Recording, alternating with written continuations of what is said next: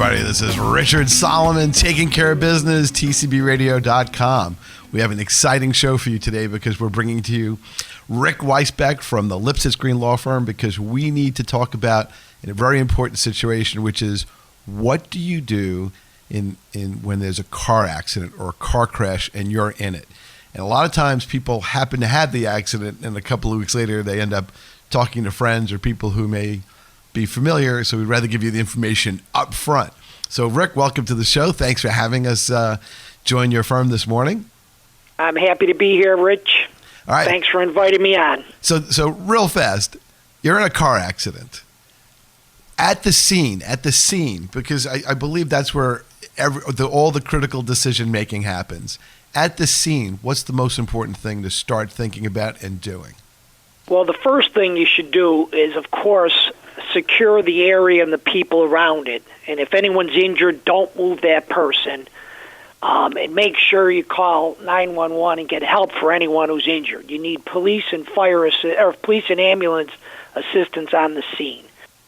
I'd also recommend that you put your flashers on, or if it's nighttime, get some reflectors out, or even a flashlight so that another collision doesn't occur.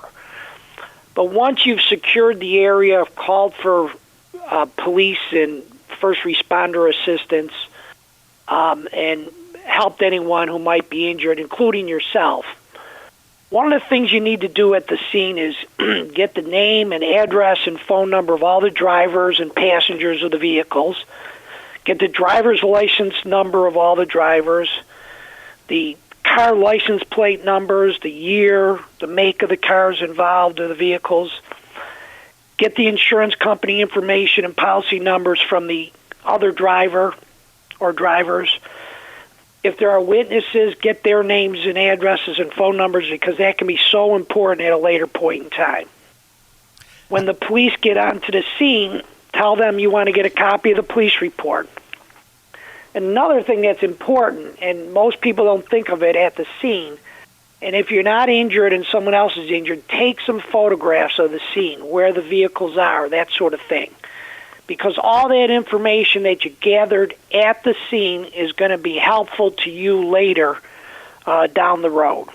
And those are the things that you do immediately when you're at the scene. Or have someone at the scene do it for you if you can't do it. Would the same answer apply if you're the cause of the accident as opposed to being the victim of the accident? Well, oftentimes you're not certain whether you're the cause or someone else is the cause. Sometimes it's clear and sometimes it's not. But even if you're the cause of the accident, getting that information is important for two reasons. One, you need to transmit it to your own insurance company. And two, documenting the location of the vehicles, documenting who the witnesses are, that might be important for other aspects of the case down the road. Because even if you're the cause of the accident, there might be some dispute about the extent of the property damage. There might be dispute as to the location of the vehicles, all of which down the road, if there's a lawsuit, can be very important, whether you're the cause of the accident or the other person's the cause of the accident. And sometimes, not only is it not clear, but sometimes more than one person is the cause of the accident. Sometimes both drivers have some fault or responsibility. That happens not infrequently. Is there also situations in which the road surface or the signs on the road are a factor in the accident? Sure, there certainly can be. Sometimes there's questions about, were there stop signs? Were there traffic control signals? How far from the intersection were you when the collision occurred? Where in the intersection were you when the collision occurred? These are questions that are posed during the course of a lawsuit, and oftentimes where in an intersection, if it's an intersection accident, where in the intersection did it occur can be an important factor in determining fault or responsibility or liability.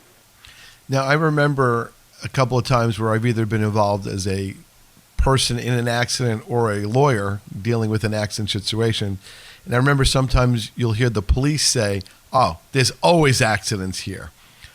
If that comes up in a conversation with the police, what should the person who's trying to get the information do other than just sort of note that mentally and tell the insurance company or the lawyers later down the road? Well, I think the most important thing is to take note of that, because a lawyer might find that important if at some point in time there's the possibility that the construction or formation or the geographical dimensions of the layout of the road, the curve, the edge of the road, if those are important in causing or were a substantial factor in causing the collision, then you might be able to bring a claim against whatever governmental entity owns and maintains that piece of road or that highway. To what extent are the cars themselves issues in car accidents as far as mechanical issues? Very rarely, but from time to time you do have some accidents and collisions being caused because people have bald tires, and it's raining out and someone has a tire that's either bald or close to being bald. They put on the brakes and they don't stop in time. Sometimes there's brake failure, but that's very rare. Most of the time, motor vehicle collisions occur because of distracted drivers who aren't paying attention to what's happening in front of them or on the road, drivers who are fatigued, drivers who are intoxicated, people are speeding. Sometimes weather causes them or are a factor in them.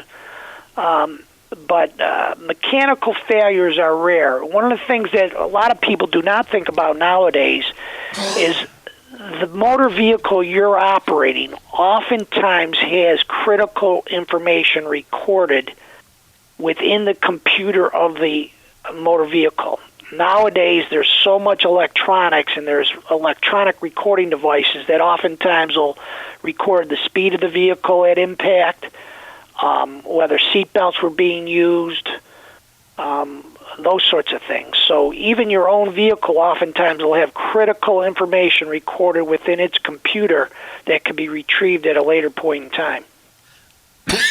Pardon me. I noticed that the new cars have so many new features that they are both safety enhancing as well as distracting. Could you comment a little bit about that?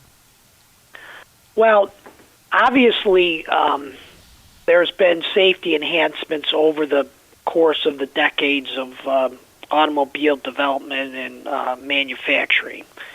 And seatbelts are a critical part of that. Another one is airbags. And airbags do save lives, but airbags can also cause injuries. Seatbelts were there designed to keep you in place and ensure that when your vehicle comes to a sudden stop as you're going forward, you're not thrown through the windshield. Airbags were designed to do the same thing, to keep you from going through the windshield. But when airbags do explode or deploy, they oftentimes can cause some injury to the person as well. Some of the other electronic mechanical enhancements, things such as screens for seeing a map. Yeah, the navigation. Navigation systems. Those can help you out to help decide where you're going, but they can also distract you from paying attention to what's on the road. Same thing with some of these video screens for shows and videos that are playing. Those can be distracting. So it's a double-edged sword. Because I just noticed in the new cars, the 2013 cars, which are some of them are incredibly nice. I've actually noticed that the cars are almost built around the cell phone, if you could believe it, because it hooks into your cell phone, music on your cell phone, navigation perhaps on the cell phone. There's USB ports in the phone in the car consoles now, and I just see that as an opportunity really not to look at the road. I mean, it's important to have communication and it's important to have navigation because a lot of times people make mistakes getting lost and all these other things. But I wonder if we've reached sort of a tipping point where there's so much to do in the car. Now, I know, like, for example, eating is a distraction. Spilling coffee on yourself while driving is a distraction.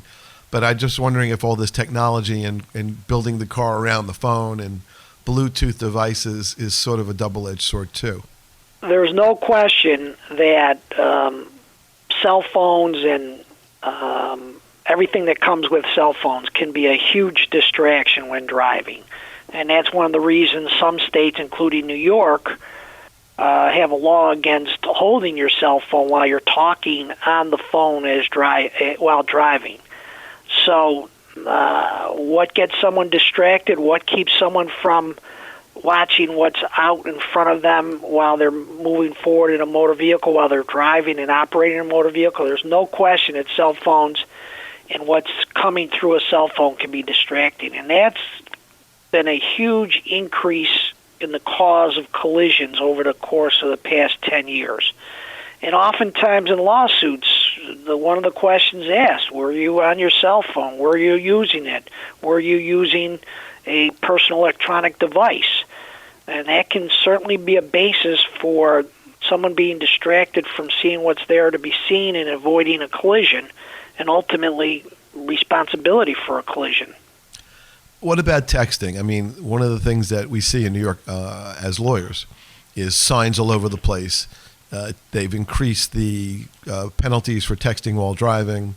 As an attorney in a law firm that handles these kind of matters, do you see texting being an issue in car accident cases one way or the other? Absolutely. Texting has increased so much in the last 4, 5, 6 years that there's no question that it's become a factor in causing many collisions. But there's also been a greater awareness by drivers, too, that texting and driving are the ingredients for a collision. So the public education out there about don't text and drive has been very helpful. But just like everything, people continue to do so, and they cause many collisions. Before we take the break, we should actually introduce our guests. See, that's the whole thing about this show. It just moves really, really fast. This is Rick Weisbeck. Tell us a little bit about your firm. Well, Rich, I'm with a firm called Lipsitz, Green, Chimay, Cambria, and we do all sorts of legal work in every field. I specialize in personal injury cases. I've been doing this work for 30 years. We practice throughout the state of New York, and we pride ourselves on doing the best job possible. We pride ourselves on our accomplishments for our clients, and we pride ourselves on serving our clients. And it's always a privilege when someone contacts us to represent them when they've been injured as a result of the neglect of another person or business or corporation. And the website is lglaw.com? Yes, it is. Thank you, Rich. And I actually believe you have one of those, I don't know if you saw it, but you have like a phone app on your website. I think that if there's a problem in a car accident, you can contact a lawyer, or they tells you where your GPS location is. I was actually impressed with what you had listed. Yes, we want to help our clients in every way, and if they can use that phone app to contact us and help us get them what they need early on, the earlier the better. And we can talk later, I'm sure, about when you should contact an attorney, but that phone app is very helpful to people, and they can get information from it at lglaw.com. All right, we'll be right back after this break. Keep it locked in on Taking Care of Business, TCBRadio.com.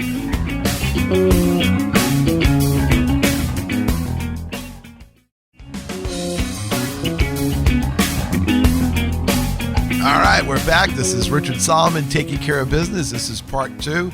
Thanks for hanging in here. Again, our website is TCBRadio.com. And if you'd like to catch us on YouTube, it's TCBRadioWCWP, all on one word. We have a beautiful channel on YouTube. It's growing. We have all kinds of people listening and sending us comments. And it's just really, really cool to see, the interaction between us and the people who are part of our radio family.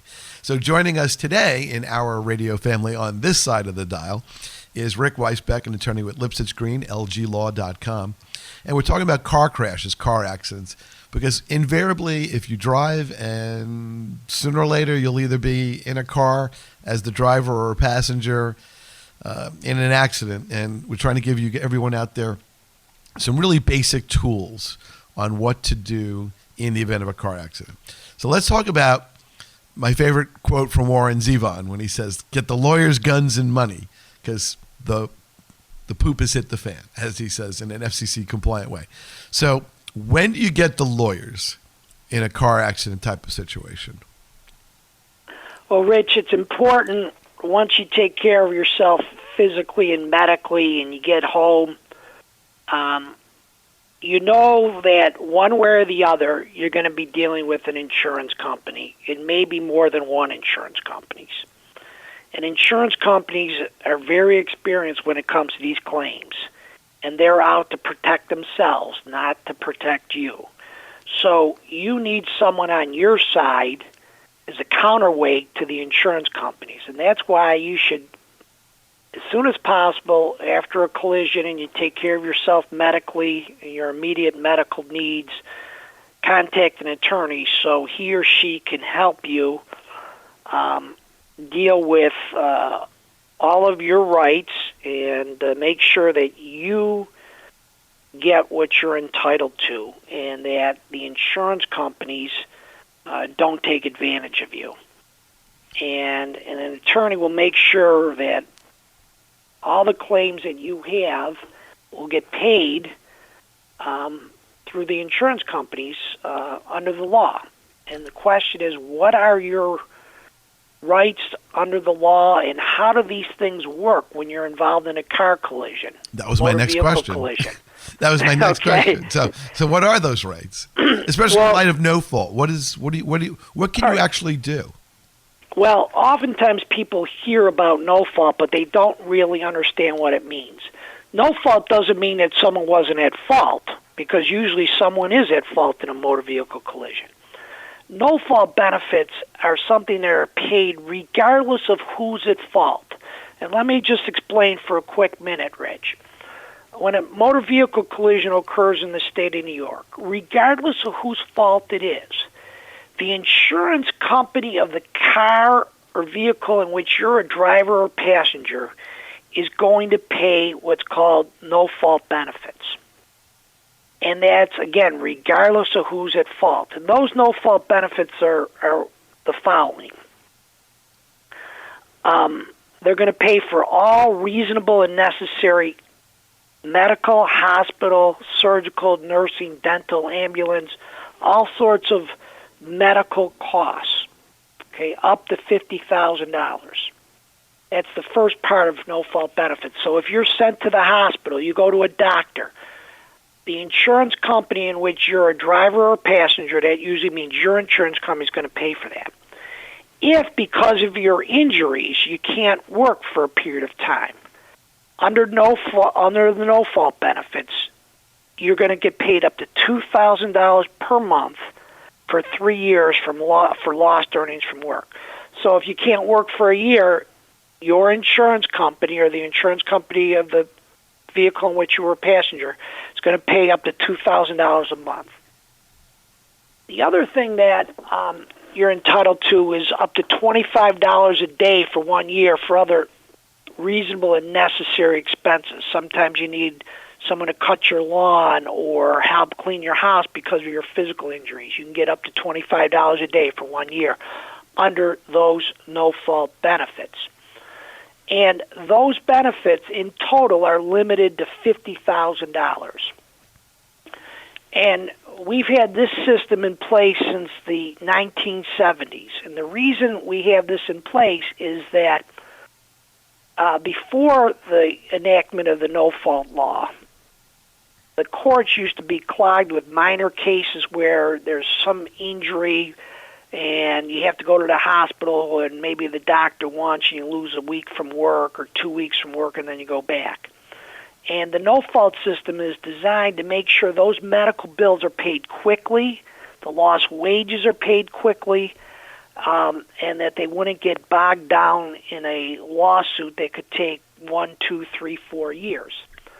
And in exchange for giving up, or in exchange for getting those no-fault benefits, the law then said an injured person cannot sue the driver of the other vehicle who's at fault for those medical expenses and lost wages and pain and suffering unless the injured person has what's called a serious injury within the meaning of the insurance law.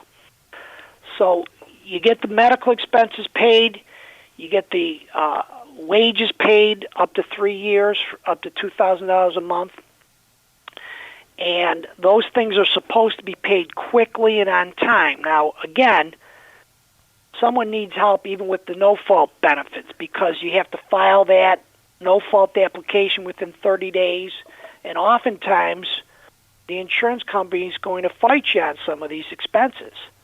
And they can be very aggressive about trying to limit the amount of money that they're going to pay for medical expenses, including doctor's visits and physical therapy and other visits.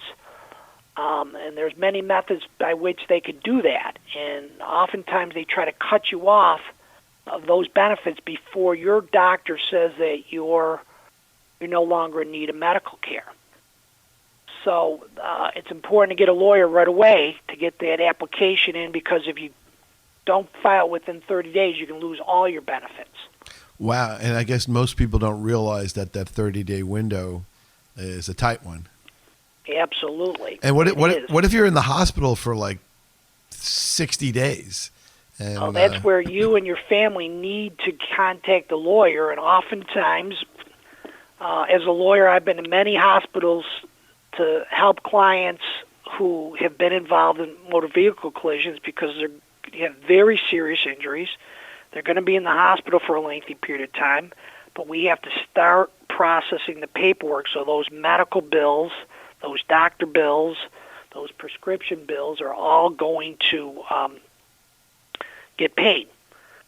The other thing that under no fault that many people don't realize is you also are entitled to travel reimbursement, meaning if you have to go to and from the doctor, to and from a therapist, the mileage that you incur gets reimbursed to you by your no-fault insurance company up to 1 year from the day of the accident. Now, is this different? Is this different than the $25? Yep, that's different than $25. And of course, you're going to get reimbursed for prescriptions as well. Many people don't realize it, but if you have to see a chiropractor, your chiropractor will be paid.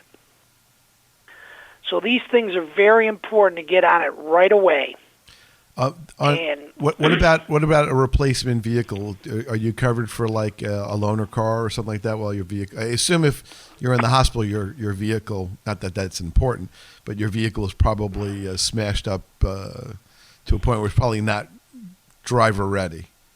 Well, the important thing to remember about when your vehicle's damaged as well, that's completely separate than no fault. Right.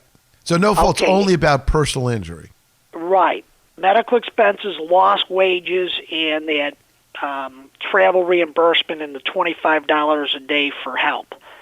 Now, for property damage, meaning, okay, how do I get my car fixed? How do I get my vehicle fixed? And what do I do? And how do I get around when it's being fixed and repaired? Well, again, this is where we go back to traditional fault analysis. If the other vehicle's at fault, you can put in a claim against the other vehicle's insurance company, and they will be required to pay for your repair as well as a rental car of comparable value. And the thing that is important to remember there is if you put in a claim for your property damage against the other insurance company, usually you want your repair shop to work it out with their insurance company to work out the price. And you'd like to tell the other insurance company, I'm going to rent a car from this place and I want them to bill you directly. And sometimes those insurance companies will take a direct bill. If they're not willing to do that, you have to rent the vehicle, then submit the bill to them for reimbursement. Again, it has to be of a comparable vehicle, similar size and model and make.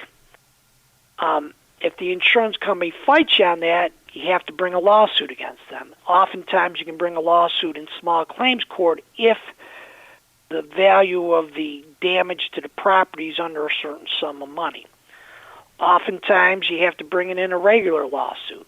But again, you're going against the other driver's insurance company if they're at fault. The other thing that's important to remember about property damage, if you have what's called comprehensive collision insurance on your own vehicle, you can turn to your own insurance company and say, look, even though the driver of the other vehicle is at fault, I don't want to deal with his insurance company or her insurance company. I want you to pay for my repair and my rental car, and you, my insurance company, will go against the other guy's insurance company minus my deductible. So that way you just deal with your own insurance company if you decide to do so, if you have comprehensive collision insurance. Okay. It's one thing. That's how collision repair works. One thing I could add from the small claims court point of view, the small claims courts, at least downstate, I'm not sure how it works up there, other parts of the state, but at least down here, they insist that every car accident property case be owner against owner. Some people make the mistake of suing the insurance company or just the driver. Right. So it has to be owner versus owner, and they either want to see 2 estimates that are signed or 1 paid bill. So that's sort of a unique component of the small claims courts, at least in the New York City, Long Island area. I agree with you, Rich, and that's true throughout New York State. I said go against the other insurance company. If you're bringing a lawsuit, you're never really suing the other person's insurance company. You're always suing the other person, and their insurance company stands in their shoes and ultimately pays. But, yeah, throughout New York State, it's suing the other driver and owner. Right, because I've had clients come to me, and the case will be dismissed, and they'll say, what happened? I got hit in the rear, the other guy was at fault. And I said, well, let me see the lawsuit. And you'll see it's John Smith versus ABC Insurance Company. I go, oh, well, here's your problem. You sued the insurance company. Because he said, yeah, I was fighting with them and blah, blah, blah, and they were going to pay, not pay. And then when I sued them, they made a motion to dismiss, and the judge granted it. I'm like, no, you have to sue the owner. So that's just something to clear up with people. And that goes right back to where the beginning of our conversation today was when you're at the scene. Get the driver license number, the car license plate, the year, make, and model, so that when it's time to bring a lawsuit, you already have that information. Or get the police report, because they'll have it as well. What do you do in a situation where at least one of the drivers or owners has an out-of-state vehicle? What do you do there? Does that change the formula at all?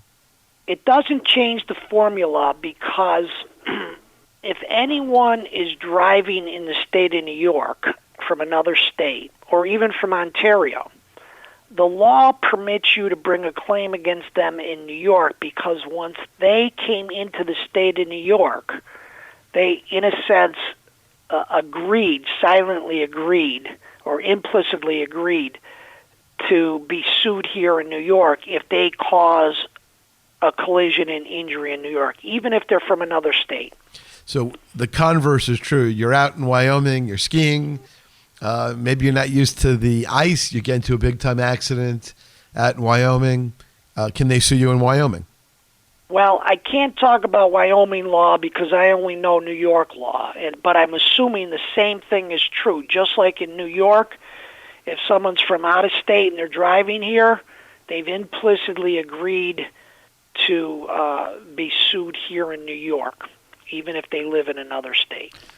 While we still have a couple of minutes in this particular segment, what about situations where you either are in a rent-a-car, or in New York we have these things called zip cars, where you actually rent a car for a couple hours? Do the rules change at all if you are renting a car from one of the traditional, you land in one of the New York airports, you're now using a rent-a-car, and there's an accident? Are the rules the same, different, or a little bit of both? The rules are the same, but it's a little bit different when it comes to insurance. Many of your listeners may have rented a motor vehicle from time to time when they've traveled, and it works two ways. You'll be presented with the rental contract where you either decline insurance coverage or you buy some right there for a fee. And if you decline the insurance coverage, what you're essentially saying is, I have my own motor vehicle and my own motor vehicle insurance, and that's going to apply if, while I'm driving this motor vehicle, this rental, I get into a collision and I cause injury to somebody else. So the driver is essentially bringing his or her insurance into this vehicle. Okay. Now, is it automatic? Do you have to check your policy to see whether or not you're covered for driving either someone else's vehicle or rent a car? Or is that automatic? Well, you need to check to make sure your policy says that if you rent a car, you're covered under this policy. All right. So people out there, make sure before you rent a car to call your carrier. Yeah. Otherwise, you buy that policy right there on the spot, where you check and they charge you X dollars extra.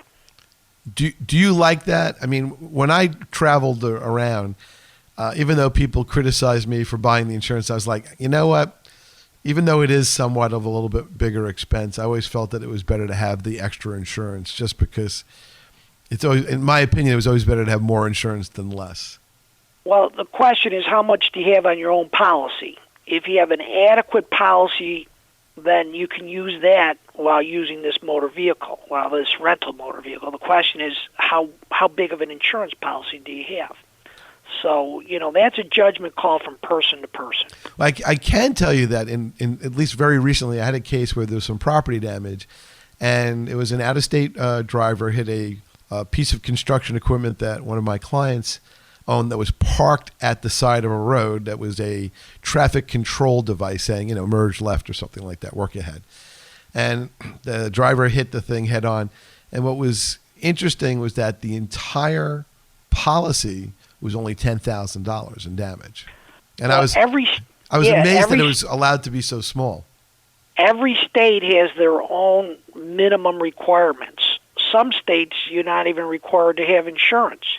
In New York, the minimum liability for personal injury, the minimum policy is $25,000, and the minimum property damage is $10,000 in New York. So if someone's buying the minimum insurance policy, you can get $25,000 of personal injury liability and $10,000 of property damage. And there's a provision, many people don't know this, that you can buy insurance for yourself in the event someone has a minimal insurance policy, causes property damage or injury to you, so that you'll go to your own insurance company and they'll cover you. Let me give you an example. Let's say the driver of the other vehicle only has a minimum policy of $25,000. They're at fault and they cause an accident where you're injured and you have, let's say, $100,000 insurance or a $100,000 injury. That's the value of your injury. If you buy what's called underinsurance, meaning the other driver's underinsured relative to the value of your injury, you could turn to your own insurance company and make up the difference. So if you bought $100,000 of underinsurance, they only have $25,000. You can turn to your own insurance company to make up the other $75,000. We're going to break right here. Keep that thought. Keep it locked in. We'll be right back at TCBRadio.com. Taking care of business.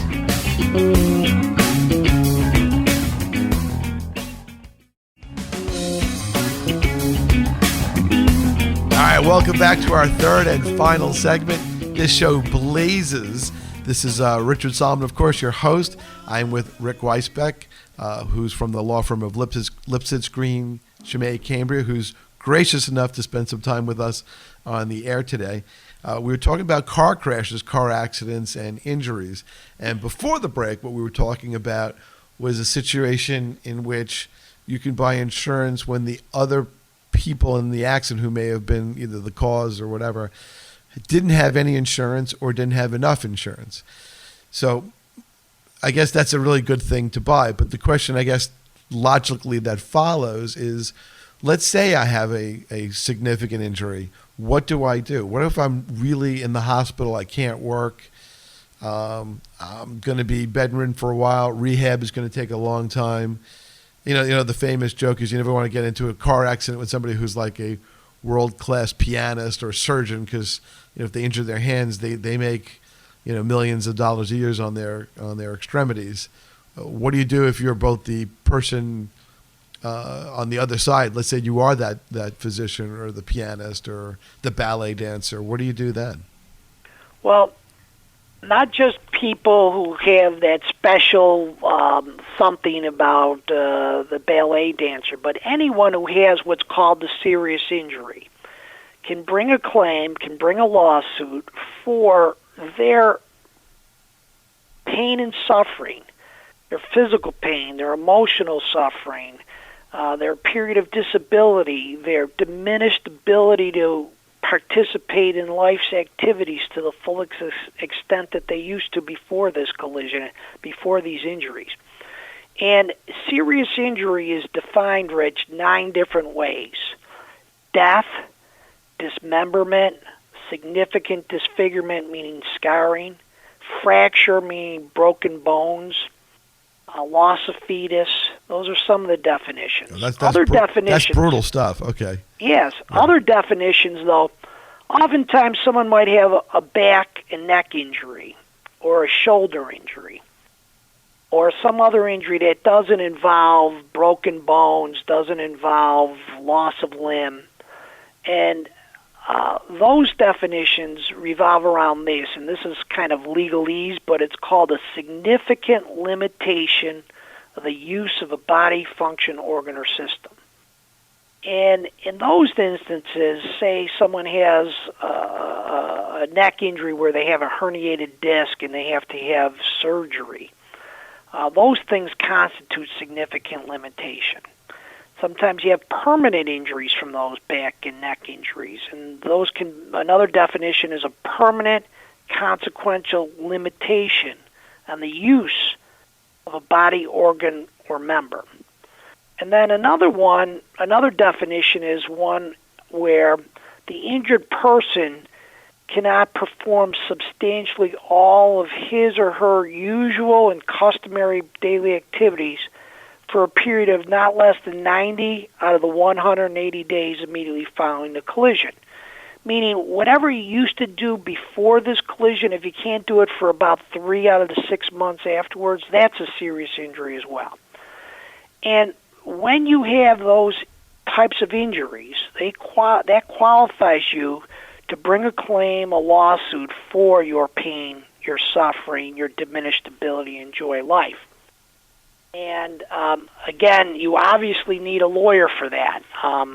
You're going to end up bringing a lawsuit, negotiating with the insurance company of the driver and owner of the other vehicle, and that's another reason you need to get a lawyer quickly, to not just preserve the evidence and collect the evidence, but sometimes, in certain instances, you have to file a claim quickly. Say the driver of the other vehicle works for a government entity. The time deadlines are much shorter than if you were to bring a lawsuit against a private individual or corporation. And some of those government entities, you have to file some kind of claim within 90 days of the day of the collision. Whereas if you're suing an individual or a private corporation, you have up to 3 years to bring the actual lawsuit. So you do need to get involved with a lawyer right away.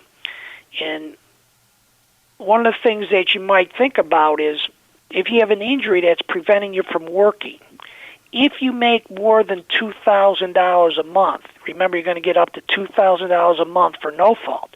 If you make more than that, you can bring a lawsuit for that as well. So you're getting your pain and suffering, and you're suing for everything, all your lost wages and benefits beyond $2,000 a month.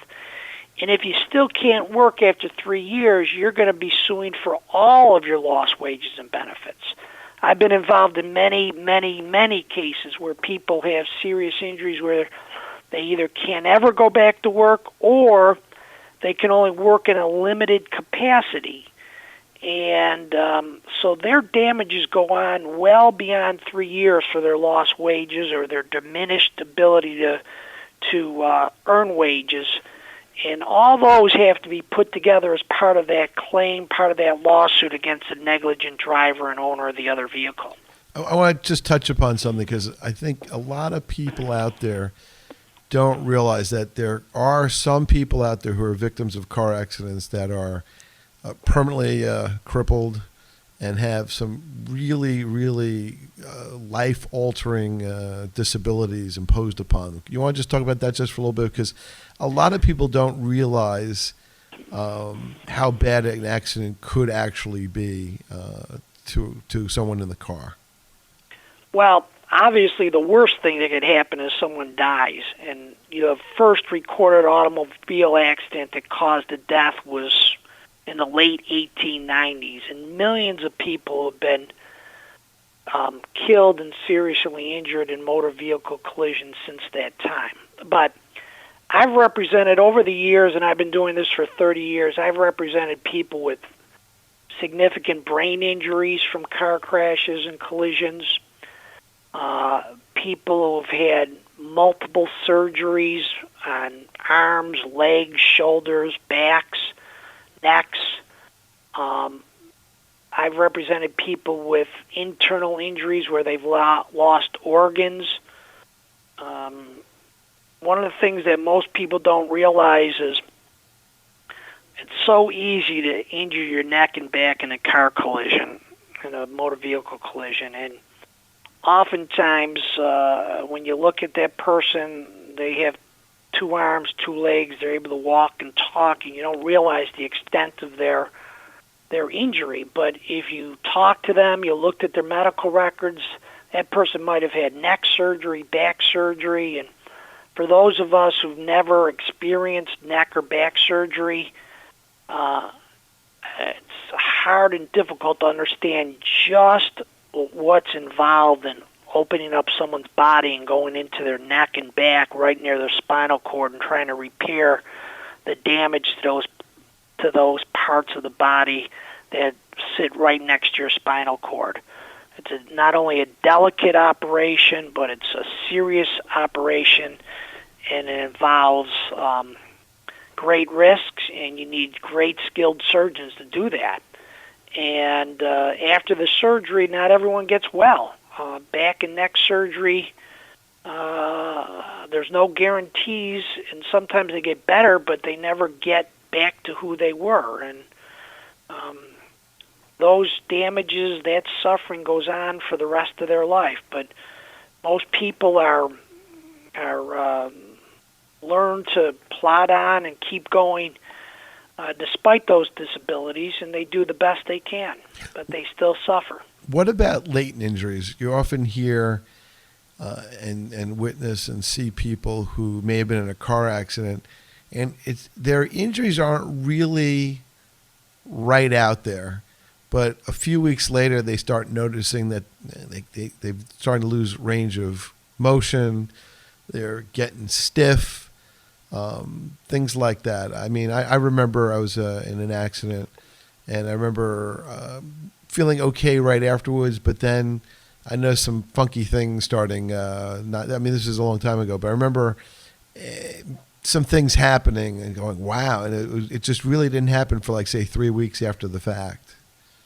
Well, what you've said is not uncommon, Rich. Your own experiences are the experiences of many other people, and oftentimes, again, we'll go back to the beginning of our conversation here today. Get all the information, because sometimes at the accident scene, you don't feel injured. You don't feel that something happened to you because the adrenaline's pumping, and it takes time to calm down, and then a day, a week, a few weeks later, someone might start saying, "My shoulder, oh my gosh, I didn't realize it, but my shoulder's hurting, or my neck, I thought it was only going to be stiff. It was stiff the next day, and it's gotten progressively worse." And when you talk to the doctors involved in the care of patients with these kinds of injuries from a motor vehicle collision, it's not uncommon that things progressively get worse as time goes on, and they sometimes don't manifest themselves immediately. Again, whether it's a day, a week, or a few weeks, and then the person starts noticing it. I've had other clients who say, I had some soreness. I thought it would go away, and now it's been a month, and it seems to be getting worse. I didn't want to do anything about it because I just thought it was going to go away. Yeah, and I didn't want to make a big deal about it. Yeah. In fact, a lot of times people feel like, because when the police or the ambulance personnel said, "Are you okay?" they said, "Yeah, I'm fine." That they kind of feel like bound by that. Well, and anyone who's out there who's listening and it happens to them and they start realizing over time it's getting worse, they'll know they're not alone. It's happened many, many times. It's not unusual. A friend of mine who is a chiropractor took care of a friend of mine who was injured. And even though the car accident happened, I remember the two were talking. They said if you can get treatment fairly soon, right after a car accident, you could try to prevent more things from happening than you realize. But I'll leave that to the medical people. But that's just for the people out there. Going back to the whole legal thing, though, what is the coordination between lawyers and doctors when it comes to all of the significant injury situations that you have to deal with, especially either in anticipation of the lawsuit or in the in the throes of the lawsuit? Well, from a lawyer's viewpoint, it's important for the doctors when there's a neck or back injury to document the not only the injury, but the reduction in the range of motion of both the neck, or what's called the cervical spine, or the lower back, which is called the lumbar spine. From a legal viewpoint, that's an important thing to document.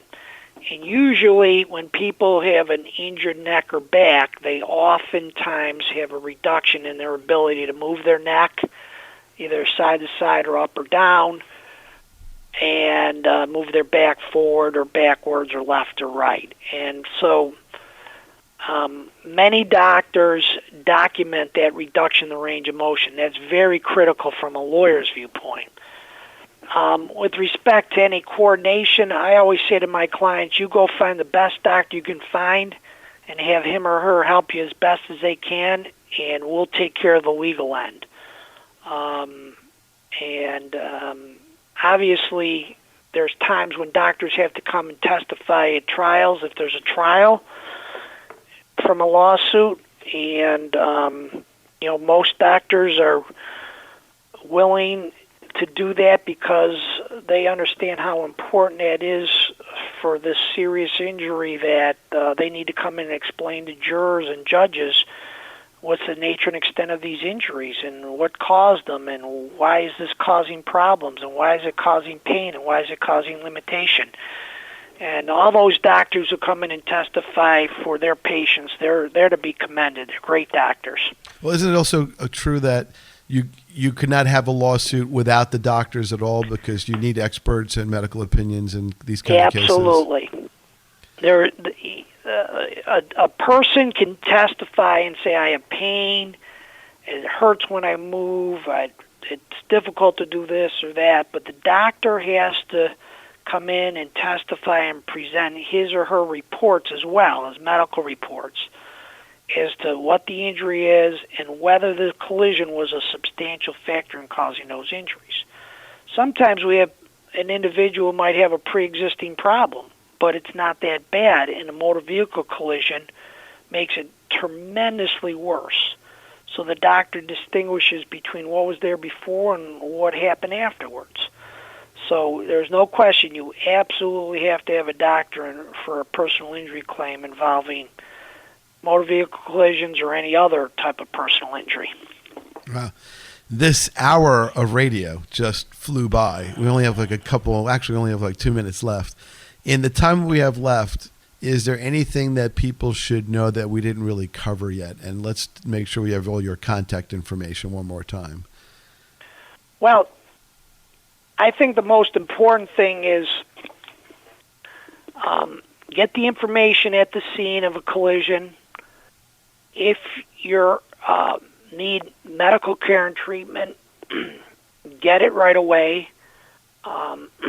If things get worse, don't shrug it off. It's better to get medical care and treatment and let a doctor tell you what to do to get better as soon as possible.